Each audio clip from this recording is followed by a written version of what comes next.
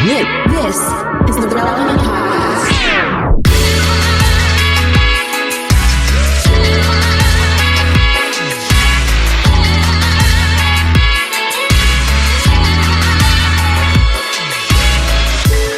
It's episode 1070, and it's the Relevant Podcast. Here in Orlando, I'm your host, Cameron Strang, and joining me from Loverland, Virginia, it's Jesse Carey. Hello, hello.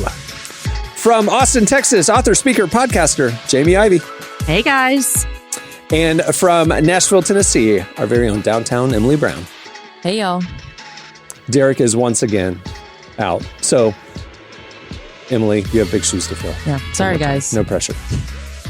We're glad that you're here. We're glad that you're here. Wow. Oh, my gosh. I can't imagine Elise enthusiasm. Y'all had so much enthusiasm. Please calm down. Please. Jason did the same thing before the show. All right. We have a great show in store for you today. Derwin Gray joins us. He's one of our favorite pastors and speakers. We also have a game at the end of the show called Reality Warp. You don't want to miss that one.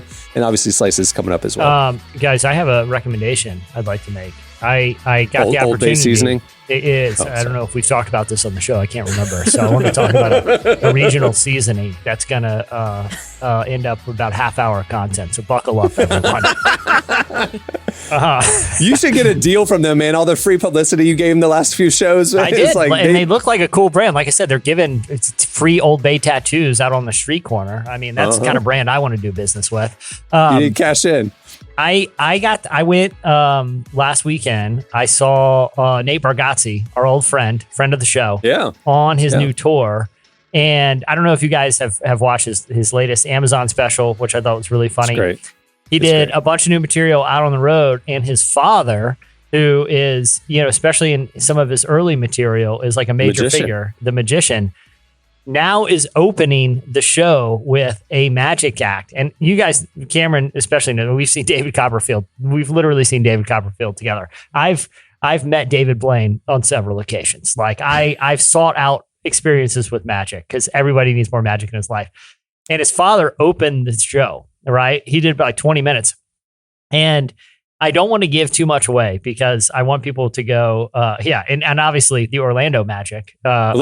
See, we bond on magic. When we were just getting to know each other and you told me how much you love magic, I thought you were talking about the Orlando Magic, and I thought, man, we're going to be best friends. And next thing I know, I'm at a David Blaine show. Yeah. And I did not, David Copperfield show. I did not know what's going on. And he was talking a lot about Penny Hardaway, and I thought he was talking about he loved them because they're good at magic, but they're also on the magic. But a lot of people don't know. They actually do a little stage magic routine. No, but Nate Bargatze's father is now opening his comedy special. And he did what I can only describe as an anti-magic routine. And it totally worked. And it was totally hilarious. Like, basically, like the joke was, he's not that good at magic, and the tricks started falling apart after, and it worked so good. And got to meet Nate and his dad after, or get to chat with him after. I'm telling you, the highest recommendation if you get a chance to go to Nate Bargatze's tour, it is totally worth it. Even if you like, Nate's material is great, but seeing his father out there after you've heard him in his routine for so long be a fixture. You can tell, like, Nate's dad is pretty much as funny as him. Like, it was a really, really fun time. And it was cool to see, like, a little father-son dynamic happening, too, now that, Nate Bargatze's arguably one of the biggest comedians working right now. I love it. Yeah, I mean, he's filling stadiums. It's insane. Jesse, I got to ask, in your dream world, like, because I know you have a son, would you love to have a father-son magic comedian show, like, with your son when he grows up? Where you get to open up for him? We're working on that. We've been working on it for years. He's not into it, but he's gonna learn to be. He's gonna learn to be because I have those dreams, Emily. Yeah, you're gonna be like, Dad, I don't want to practice like the Disney Channel dad who's like forcing their kid to like live out their dream. That's what you're gonna be. I love it. Yeah, Dad, please, no more card tricks. My fingers, they're cramping up. You're done when I say you're done. Now pick a card. Any card. Paper cuts.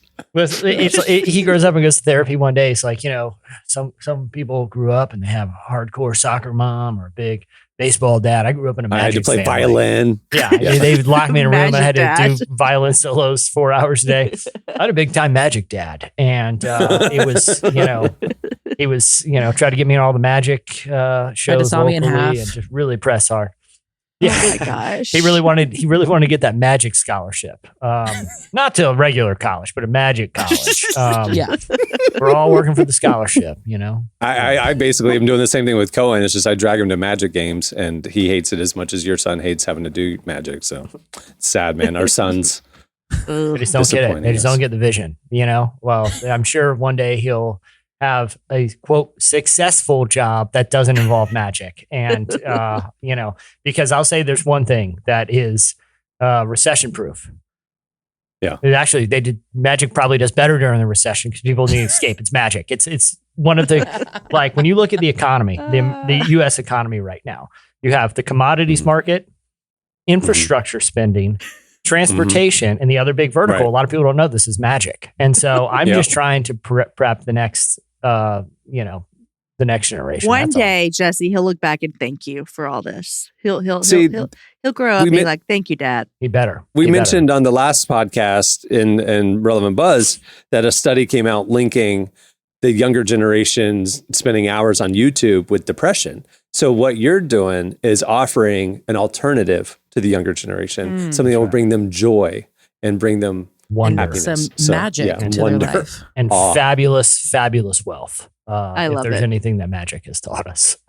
Actually, some of my favorite TikTok accounts to follow are the card trick guys. I love those. That's what I'm Every time saying. I come across one, I fight sending it to you because I'm I'm sure here. you've seen I'm it here or for it.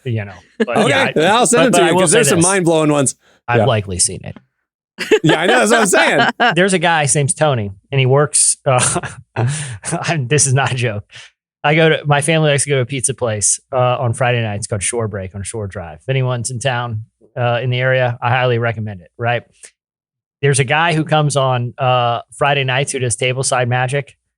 Table booth to booth while you're eating pizza. Yeah. Is His that name's why Tony. you go? Like tableside guacamole, kind of like that. Exactly, except magic. Except it's He, better than he guacamole. carries around one of those big pepper shaker things, grinders. Like, would you like some pepper? No. Would you like some magic? Yes, please. And then he will loads make out the you cards. guacamole Yeah. if you want. No, but he did some tricks at my table the other night. And granted, he came over because he saw I have two children's ages 7 and 10. But I quickly shooed them away so that me and Tony could have a little one-on-one time for his best material. I sent them to the arcade.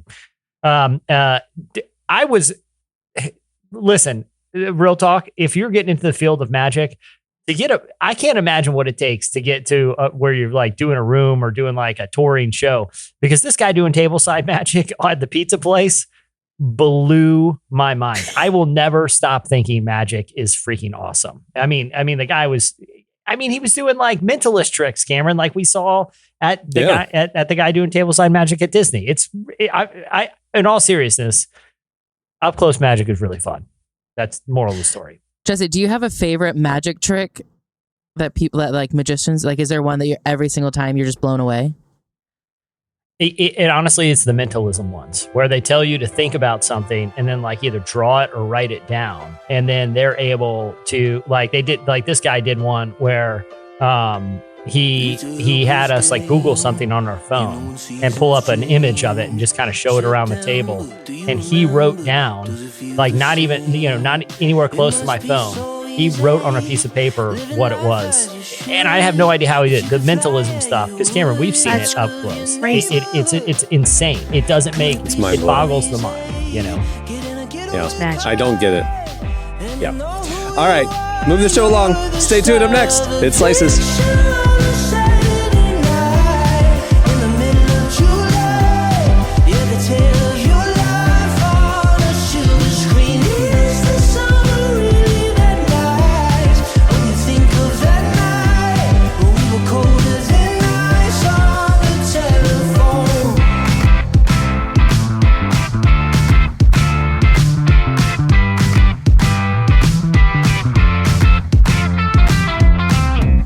It's a helpless game. Every time it rings, why does the weather bring us together? I know it feels so strange. It really feels so easy. I wanna be understood.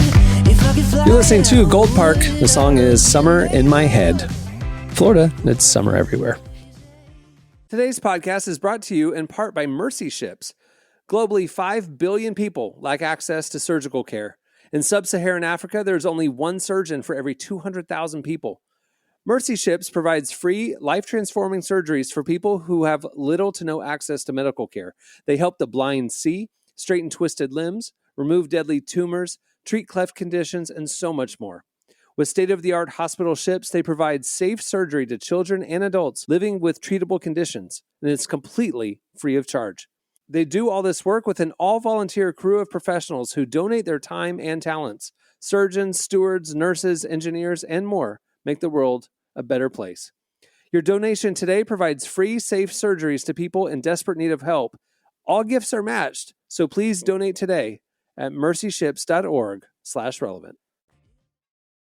It's time for Slices. All right, what do you have, Jesse? All right. You guys know me. Big time Taco Bell guy. Always going to defend the brand, but I don't like what they're doing with this latest story here. They are trouble in paradise. I know. It's got me very conflicted. I'm still going to eat pizza. What's going on? No, it's this one. I don't like organizations that are overly litigious. Okay. Yeah, once lawyers get involved, a lot of the fun gets sucked out of the room. Okay.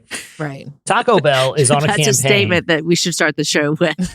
As soon as lawyers get involved, all the fun in the room is gone. It's just a rule of life. Yeah. Taco Bell is working with lawyers and the trademark office to try to do what they're saying is to liberate the phrase Taco Tuesday.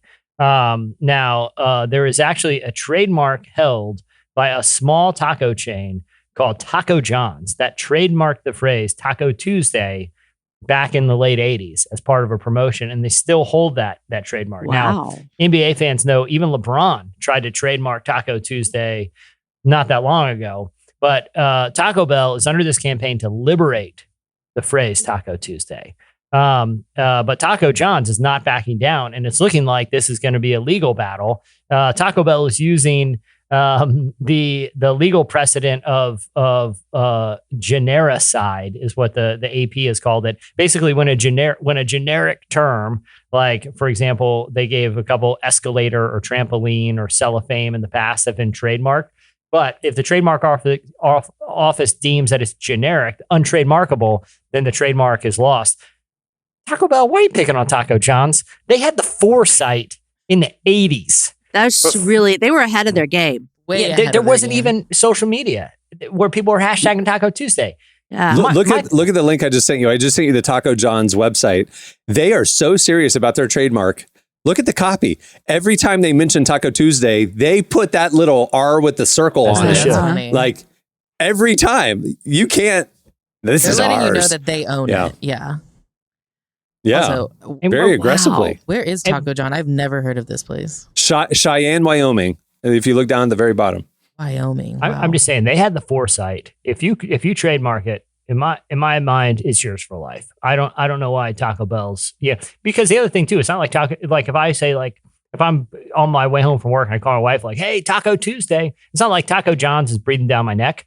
They're letting it. It's liberated. It's out there. They just don't want Big Bad Taco Bell taking it part of their marketing. I'm Team Taco John here, and I'm really kind of off put that the brand behind so many of my favorite food creations is bullying the little guy here. Jamie, what are your thoughts on this? I'm with Taco John's too. I mean, it's not like Taco Bell isn't winning the sales game here. Yeah. I mean, there's Taco Bells around the whole entire world. Let Taco John's in Cheyenne, Wyoming, just do their thing. Who cares, Taco Bell? Like, that's what I think too. I'm like, Taco John's, we're celebrating them because they were ahead of the game, and let them have their Taco Tuesday. There's 20 of them. They're heavily in Wyoming, a couple in Colorado, Utah, and then they go west like Washington and Idaho. So, and a little bit of Montana too. So there's 20 Taco John's. So go support your local Taco John's, West Coast listeners. Love it. Yeah. In the fight against Big Taco. All right. What do you have, Jamie? All right. You see those stories where like, usually you'll see it around like Christmas time where people are stealing things off people's porches, right?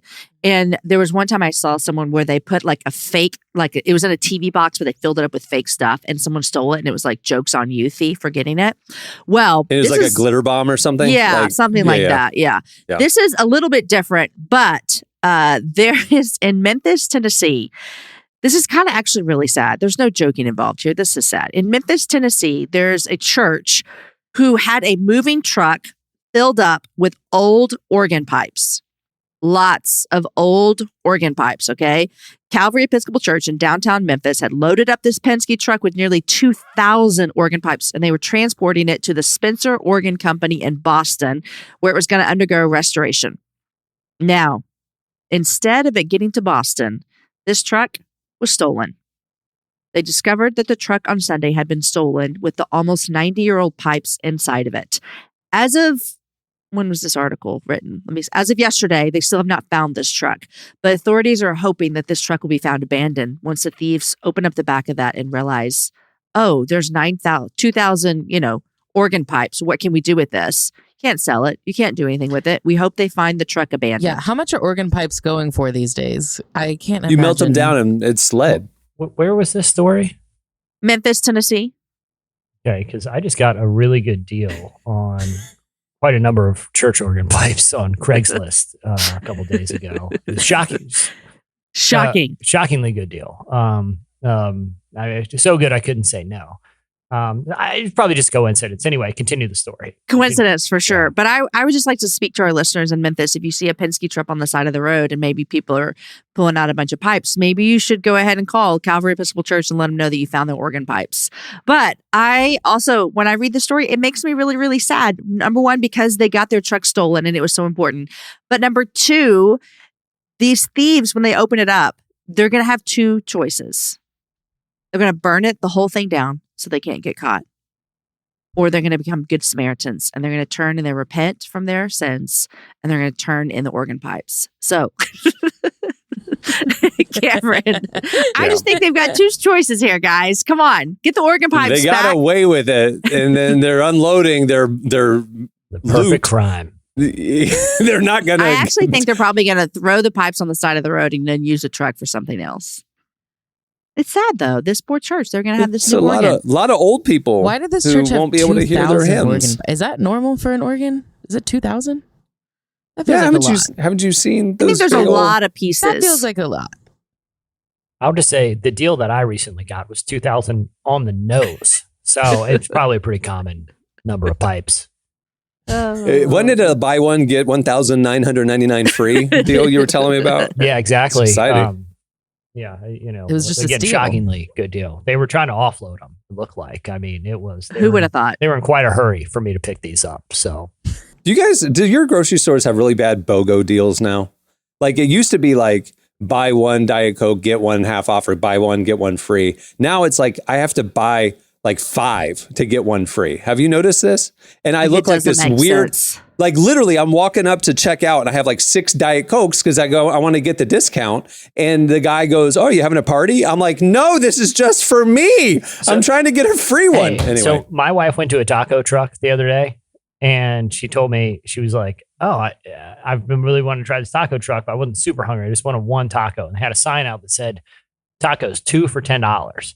And so she went up to the window and she was like, "I just want a taco." She's like, "Oh, they're 2 for $10. She's like, "Oh, I just want one." And they said, "Oh, $4. Like, What? They're running some kind of scam at that taco truck. Yeah. Or they just can't do That's math. true. That is a true story. Yeah. They're terrible decentivizing at buying that. 2. Yeah. Yeah. Yeah. All right. 3 for 12. Yeah. 1 for 4. 2 for 10. It doesn't make any All right. sense. I'm just telling you what her experience was. What do you have, Emily? There is a professor out in Florida who he broke the record this last weekend for the longest time living underwater without depressurization. He's been underwater for 74 days, living off a protein-heavy meal of eggs and salmon using a microwave. But he's officially broken the record as of this weekend, and yet he refuses to come back up because he wants to make it to a 100-day mark, just living underwater by himself. And some scientists that have kind of been checking in with him, making sure he's, doing okay and his body's okay. They're kind of telling him like, you should probably start coming up. Like your body can't take that much pressure. How is he eating eggs underwater? Are they soggy? Like, I assume they're probably the soggiest eggs you can possibly imagine. And he's loving it. But for real, like you're the one reading this. How is he eating if he's underwater? Well, he's not in the water. He's in a submarine thing, right? Yeah. He's like living underwater. No, she said it's not pressurized. But you said he's not pressurized. So how could he be in a submarine not being pressurized? How shallow is he? Maybe he's just below the surface. Maybe it's not, you know what I mean? Maybe it's just enough to get He's the just like periscope in a over. waterbed. It just says he's living without depressurization. Yeah, if you're not that far below the surface, you don't have to depressurize that. But he is. He's like 70 feet down or something. Right? Isn't that what you just said? He's at the bottom of a 30-foot deep lagoon. 30-foot deep. Okay, 30 feet. Yeah, again, how is he eating eggs? So you're saying he's like he has a microwave.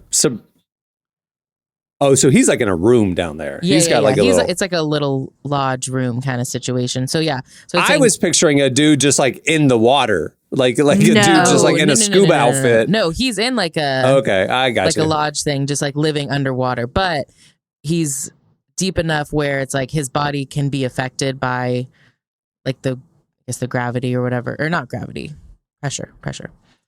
But anyways, he's just trying to make it to 100 days living underwater for no reason other than to say that he lived 100 days. I was to say, why? Yeah, why? What's the goal here? What's just a flex? Yeah, I'm here for it. I mean, it's a pretty cool thing to say at a party. Hey, one time we spent 100 days underwater. No big deal. Except you come out looking like the Elephant Man because your head decompresses and like you're permanently You're missing the point that you get a really good story for the rest of your life. So two truths and a lie, you always win. Yeah, exactly. Yeah. All right, what do you do to pass the time for 72 days underwater? Like, what do? You learn close-up magic, I guess. Yeah, there's plenty to do down there. It's like that lady who lived in the cave. Yeah. You just kind of lay around, do some push-ups. Some books. Yeah, read some books. Get away from the stresses of the world, just under a lake. Cause permanent damage to your organs. So, all right, that'll do it for Slices. Check out relevantmagazine.com where we covered literally none of those stories. So these are podcast exclusives just for you. Okay, stay tuned. Up next, Derwin Gray joins us.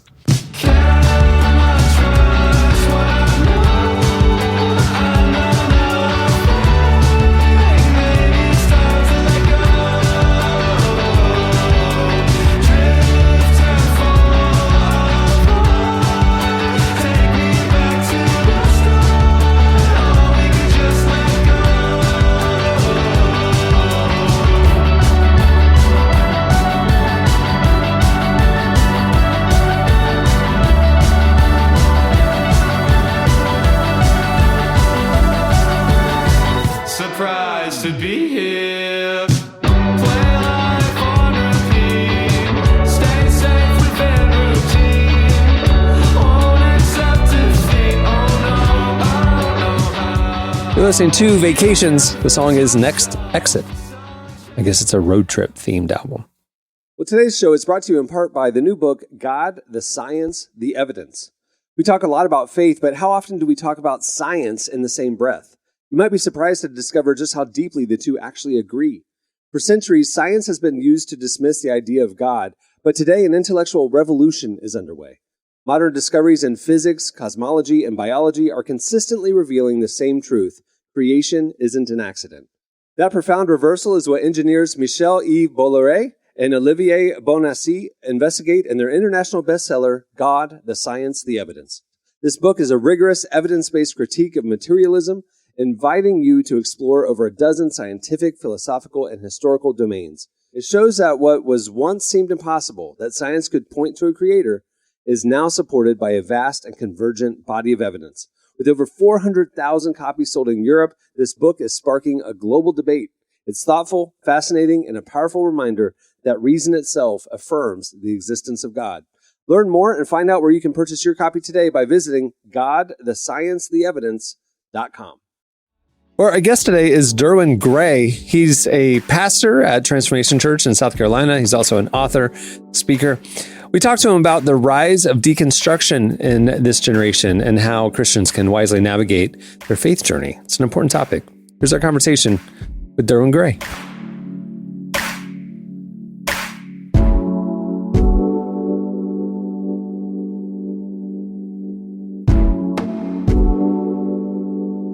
I saw your video a few weeks ago where you were speaking to Gen Z and millennials about sort of navigating this deconstruction movement that's happening right now. And, you know, I do think that there are, when people say deconstruction, a lot of different thoughts come to mind. So I think for the purpose of this conversation, when you refer to deconstruction, what exactly are you talking about? Yes, I think that is such a great question. We live in such a world where people are making statements and they're saying the same thing, but their statements mean something differently. I think experimentally within the church, what we're seeing now is deconstructionism is really progressive liberal theology from the 60s that morphed into the mainline church. And then in the late 90s to about 2008, there was this movement called the emergent church. And everything that the emergent church was talking about is what the deconstruction movement is talking about as well, such as Christ is the only way, but Christ can be revealed in various religions. LGBTQ issues are not what historical Christianity says. Institutions are bad. And so at 52 years old now, it's like, wait a second, this was the emergent movement from 2002 to 2008. This is just a repackaging of that. So what I encourage people to do who are experiencing a crisis of faith is this: go talk to Jesus. I want to walk in the fruit of the Spirit. I want to glorify God. But if you put your faith on Derwin Gray, you're going to deconstruct. If you put your faith on the Apostle Paul, our faith can only be in the person of Jesus Christ. And so what I encourage people to do is go talk to Jesus. Like, start in the Gospel of John. Read Matthew, Mark, Luke, and John, and just spend time with Jesus. And then secondly, recognize that sanctification is a beautiful struggle. So justification is God declares me to be something I never thought I could be, the righteousness of Christ. It is a free gift. Sanctification is the Spirit of God through our cooperation living out the righteousness that we're declared to be. Glorification, a new heavens, new earth, when we're in resurrected, glorified bodies, is we are truly as we should be, the righteousness of Christ. And so we have to be patient with each other.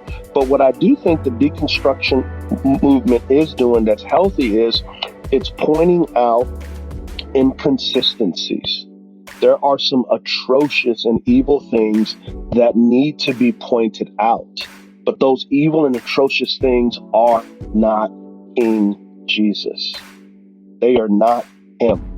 And ever since the beginning of the church, the greatest way for the devil to destroy the church is not from an atheist. It's not from an outside movement. It is from the inside. People saying that they do follow Christ and do not.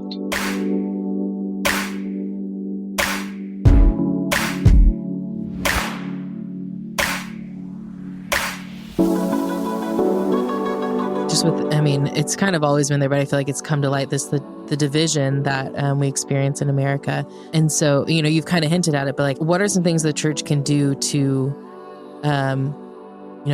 bridge that gap and like get rid of that division? Like, what are things both as members and then just maybe like as the church as a whole that we should be doing? I'm not sure if I'm smart enough or qualified enough to say what the whole church should do, but I'm going to say what we do at Transformation Church.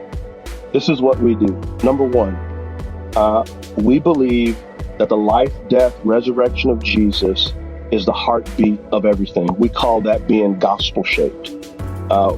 It starts in the pulpit. We want everything that we do to be about his grace, his gospel, his kingdom, his glory. And as a result of that, what takes place is people begin to love God completely. They begin to love themselves correctly, and then they begin to love their neighbors compassionately. Jesus said, listen, the greatest of these is love God and love your neighbor as you love yourself. What does it look like to love my neighbor? It looks like the cross. It looks like sacrifice. It looks like compassion. It looks like mercy. It looks like truth, right? And who is my neighbor going to be? My neighbor's going to be multi-ethnic. My neighbor's going to be multi-generational. My neighbor's going to be socio-economic. And so the cross tears down racism, sexism, and classism. And so we become a people that actually look like Jesus. And then what happens in the seats, we begin to take that to the streets. Sadly, and I hope this comes across the right way, is there's too much preaching that is Christless. You have the moralistic preaching that's Christless. God hates sin. You better change. Stop this. Don't do that. Don't work, right? And then you have this preaching that's the prosperity gospel. It's like a hype concert. It's like going to a nightclub for Jesus, and you leave hyped up, and you can do this, and you can do no. But then you have a gospel that's very, and I'm gonna use a big word here, antinomiistic. Antinomiism means against the law. It's a gospel that basically says holiness doesn't matter. And what I'm saying is through the life, death, and resurrection of King Jesus, we're formed into the image of Christ, reflecting the fruit of the Spirit, living a life of holiness and mission with Jesus.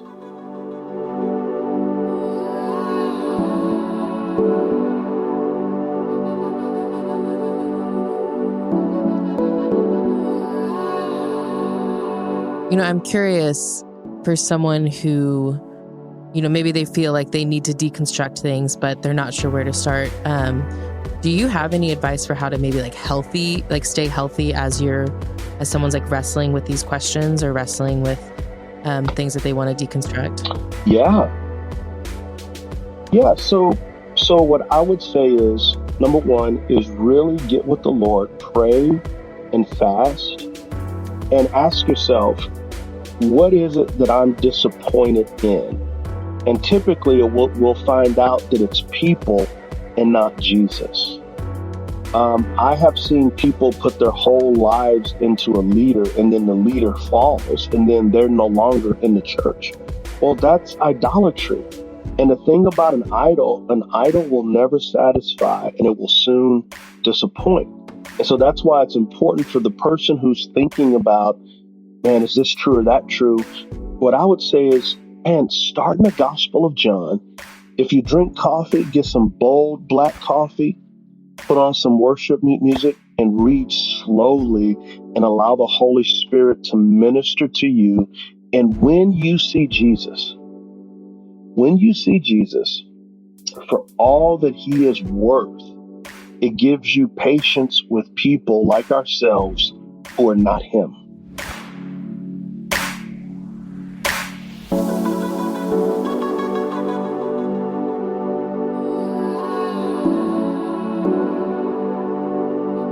That was Derwin Gray. Stay tuned. Up next, it's Reality Warp.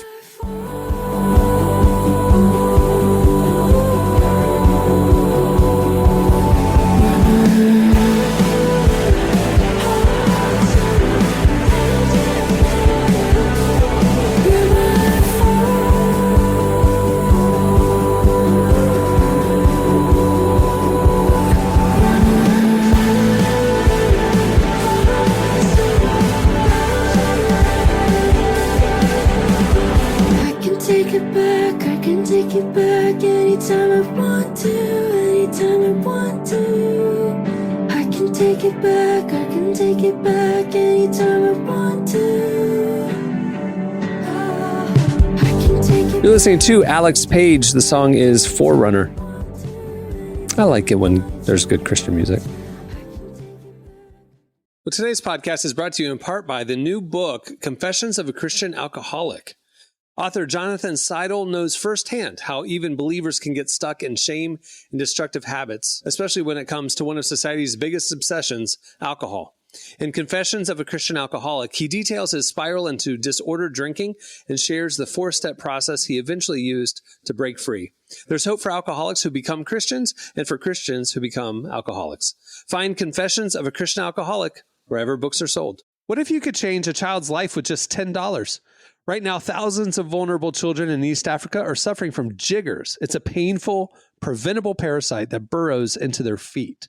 Soul Hope is the only organization treating it through foot washing, medical care, and durable closed-toed shoes that protect kids long after treatment. $10 may not seem like much in today's world, but when we come together, those small gifts add up to big change. Join the 10 for 10 campaign. $10 protects 10 small toes. Visit soulhope.org/10 to give now. One small gift makes a big difference. Again, that's soulhope, SOLE, hope.org/TEN. So Jamie Ivy, mogul, very, very busy. She had to run. She had an appointment. We were running a little long, so she is not going to be playing the game, but you will hear her voice magically at the end of the show. So sitting in for Jamie, our very own producer, Jason. Hey, man. Hey. We heard you on the last podcast talking about Alabama white sauce. Alabama white sauce.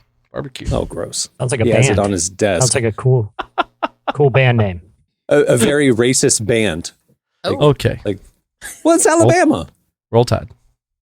All right. Okay, so the game Reality Warp, with the ongoing writer's strike, the state of TV is a bit up in the air. So get ready for a lot more reality TV shows to start appearing. They require little to no writing and can be fairly cheap to produce, which is why studios are going to start rolling them out. So this game, I'm going to list 3 shows.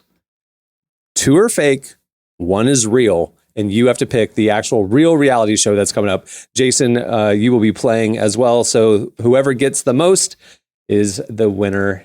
Okay, we are going to start with Jesse. Here we go. Celebrity Family Cook-Off. A food-loving celebrity and a family member face off against another celebrity family duo in a 2-round battle, dinner followed by dessert. Each round of the competition will feature a culinary challenge inspired by a hit movie or television series. That's option 1. Option 2, Survivor, the Metaverse. A group of contestants are stranded in a virtual world and must compete in challenges to be the last one standing. Or the Pet Whisperer. An expert pet whisperer travels across the country helping people bond with their pets in a deeper way. I'm going to go for the one that I would want to watch and I hope is real the most, and that's the Pet Whisperer. No, the real one is Celebrity Family Cook-Off. So that is Give me the Pet Whisperer. Give me that. All right, Jason, here we go. America's Next Top Influencer. A group of social media influencers compete for a contract with a major brand. Joe Millionaire, for richer or poorer. 2 incredible single men with one huge difference separating them. One's a millionaire, the other is not. 18 women date both of them with no knowledge of which of their potential love interests is wealthy. Or Celebrity Sock Wrestling. A group of celebrities compete in an intense battle of sock wrestling, complete with outrageous costumes and dramatic commentary. What's the rule? Yeah, well, I love the last one a lot. I'm pretty sure that Joe Millionaire, for richer, for poorer. I feel like I've seen an ad for that, so I'm going to go with that one. That is correct. That is the rule. Boom. All right, Emily. The Golden Bachelor. One lucky senior citizen will have the chance to date dozens of women at the same time in hopes of finding true love. Ninja Warrior, Retirement Home Edition. Elderly competitors tackle an intense obstacle course designed specifically for their age group, proving that age is just a number when it comes to being a ninja. Or So You Think You Can Mime. Aspiring mimes compete in a silent showdown showcasing their most creative and hilarious routines without uttering a single word. What's the real show? I hope all of these are real. This is hard. I know I've seen advertisements for years about like a senior citizen bachelor, and I hope they're finally making it because it's been advertised for like 4 years. So I'm going to go with the first one. Why do you want to watch that? Because it is a real show and it is coming up. Oh my God. How old are the senior citizens on it? That's what I want to know. Like, are they truly 85 and over? 85 and over. And the term the golden bachelor isn't referring to age. It's the fact that he's very, very suntanned because it's shot in South Florida where all the old people go. Villages. And just They're already there. They're already there. Sit actually out just a retirement in the sun all community. day. That's all they do. Yeah. It's a retirement community. Yeah, it's just Yeah. All right, here we go. Jesse, you're up. The Great Bubble Wrap Race. Teams navigate an obstacle course filled with giant bubbles, racing to see who can pop the most bubbles and bubble wrap in the fastest time. Worst driver. Terrible drivers chosen by viewers are forced to compete in challenges in order to earn back their driver's license. Or heist. 2 teams compete against each other to see which can successfully break into a real operating bank and get away with cash haul without getting caught, which is the real show. Again, the one I want to be the real the most and compete in. Heist. The actual show is Worst Driver, where viewers are forced to compete in challenges to earn back their driver's license. That is a real show. Wow. That's incredible. That's crazy. Yeah. Sounds like nothing could go wrong. Yeah. Okay, Jason, here we go. Mama's Boys, a dating show competition where the male contestant's mother is present at all times. It's called Mama's Boys. Or Extreme Office Chair Racing. Office workers transform their mundane work chairs into high-speed racing machines and battle it out on a thrilling track filled with obstacles and tight turns. Sounds like Mario Kart. Or Fear Factor, The Vegans, a reality show that challenges vegans to complete challenges that involve eating meat and other animal products. What's the real show? Man, okay. I'm going to take a Jesse on this. I really want it to be the office chair racing. That's what I want. The real show is Mama's Boys, a dating show where the male contestant's mother is present at all times. Jason, I heard you applied for that one. No? Well, I didn't realize this was going to be in the game. I didn't want to bring it up. But I still haven't heard back. So I don't know. I sent a picture of me and my mom. It's a whole thing. Fingers crossed. Mama's Boys. Here we go. All right, here we go. Emily, last one. This is it for the game. You got to have faith. An atheist spends a week meeting with religious leaders of various faiths, some major, some more obscure, to decide which, if any, he or she will convert to. The Great Lego Tower Showdown. Teams race against the clock to build the tallest Lego tower, facing unexpected challenges along the way. Or Mr. Personality, a reality dating show with a twist. Contestants wear masks the entire time. I'm also going to pull Jesse. I would be Mr. very Personality interested. just sounds like Love is Blind. Yeah. Well, Love is Blind, there's a wall, not a mask? Mask. You It's see just their- the whole point is obscuring to knowing what they look like. Yeah. Well, anyways, I'm going to go with the Gotta Have Faith one because that seems like it could get real messy real quickly. And I love messy reality TV. The actual show is Mr. Personality, reality dating show where they have to wear masks. There you go. The Lego Tower Showdown is basically just the Lego show that they have on Fox. Will Arnett hosts it. You just build Lego stuff. They the have an challenges. actual Lego show? I'm into that too. Yeah. Yeah. Yeah. Okay, That's I did awesome. not realize this Conan was and I a DVR well-known it. show. Yeah. Yeah. It's on Don't Fox. get Cameron It's started. not like Don't get Cameron started. I've seen every episode. Have you It's applied great. to be on that show, Cameron? No, I'm not a master builder. These people are unbelievable. I just buy the sets and put them together. Anyway. All right. That'll do it for Reality Warp. Let's see. Who was the winner? I didn't even It was keep a track. tie. It was a We all tie. did. I think we all won that one. Yeah. Or Society won that one. That was just The listener. all right. Yeah. The listeners came out on top. Well, before we wrap things up, I want to thank Derwin Gray for joining us today. Make sure to check out his website, find out where he's speaking, check out his books. There's a lot that he's doing. And if you don't follow Transformation Church on Instagram, it's a good follow. I enjoy it. Also, make sure to check out the spring issue of Relevant. The digital issue is out now. We've got amazing conversations with Michael B. Jordan, Anna of the North, Fits in the Tantrums, Royal Otis, Beth Moore. It's packed and it's free. You can find it by clicking the magazine tab at relevantmagazine.com. It's all right there. If you want the beautifully designed enhanced edition, perfect for your tablet or devices, you can sign up for Relevant Plus and it's included. You get ad-free viewing, ad-free podcasts, exclusive magazines, and it starts as low as $2.50 a month. Go check out and get all the information right there at relevantmagazine.com. Make sure to follow along. Right there on the homepage, you can, or on the right rail, you can sign up for our newsletter, which gives you the top 5 trending stories in your inbox every weekday. Also, follow us on all the socials. We're posting everything we publish over on Twitter and Facebook. We're IGS most days, the feed occasionally, and we're going to be doing more on TikTok and stuff this year, including clips from this podcast. So follow us on TikTok if you haven't already. Okay, on that note, we'll wrap it. I'm Cameron Strang. I'm Jesse Carey. I'm Emily Brown. I'm Jamie Ivey. See, you heard Jamie. Crazy. All right, see you guys on Friday. Have a great week, everyone.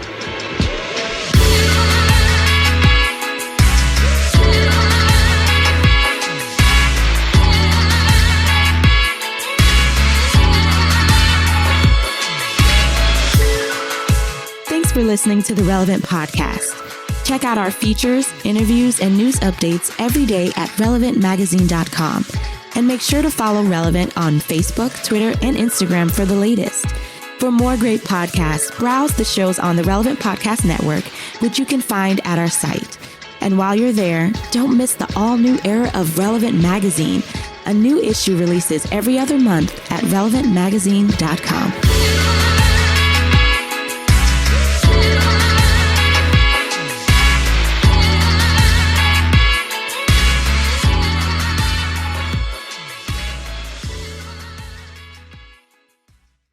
You're done when I say you're done. Now pick a card.